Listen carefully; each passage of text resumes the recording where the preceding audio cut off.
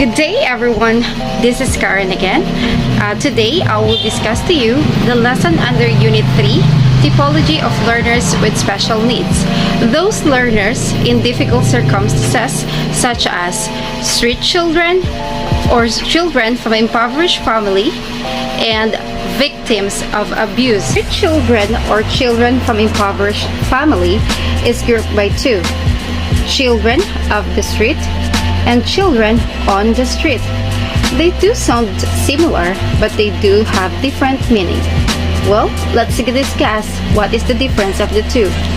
Children of the street, which refers to children who are homeless, and streets in urban areas are their source of livelihood, where they sleep and live. Children on the street, who work and live on the streets in the daytime, but return back home at night where they sleep, although some of them sleep occasionally on streets. So what are the main reasons why there are lots of street children around the globe?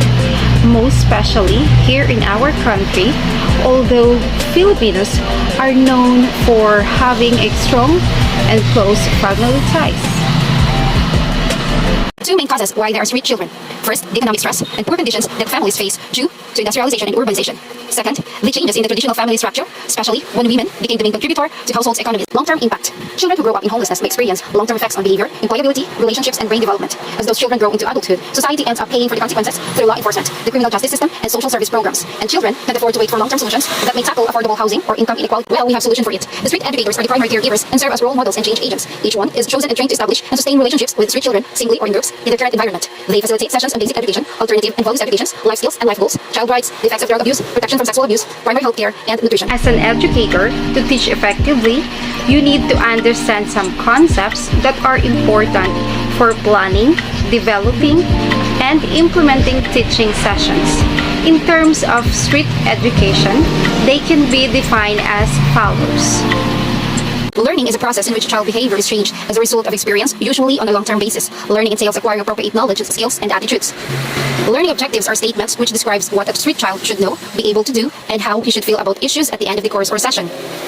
Education refers to learning experiences which are intended to broaden the street child's knowledge and give him or her a stronger base for future learning. Training is a procedure which is intended to foster and enhance learning and build upon the knowledge, skills, attitudes, and competencies that the street child obtains through education. And that's all for street children.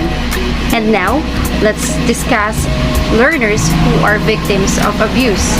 There are four main types of child abuse, and these are physical, emotional, neglect, and sexual abuse. First, physical abuse. It refers to non-accidental physical injury to a child. Second, emotional abuse. It refers to the constant belittling and rejecting of a child. The third one is neglect. It refers to failure on the part of the child's caretaker to provide adequate food, clothing, shelter, or supervisions. Fourth, sexual abuse. It refers to sexual exploitation, molestation, or prostitution of a child. Long-term effects of child abuse. Lasting damage can be inflicted by all types of abuse. The effects of child abuse go far deeper than the physical marks left behind. The child may develop relationship issues and experience trust problems. Feelings of being worthless or low self-esteem issues are common. And the child may exhibit difficulty controlling emotions. As a future educator, we must bear this in our mind. Classroom teachers have a unique opportunity to identify abused children and to start the healing process that will restore safety in their lives. The most important ingredient in a safe classroom is the teacher's attitude towards the student. The most crucial belief a teacher must have is that a child is not to blame. There is nothing that a child can do to prevent or stop the abuse. An accepting, caring attitude by the teacher will allow the child to trust enough to make the first steps toward developing a saner life. Face in your face.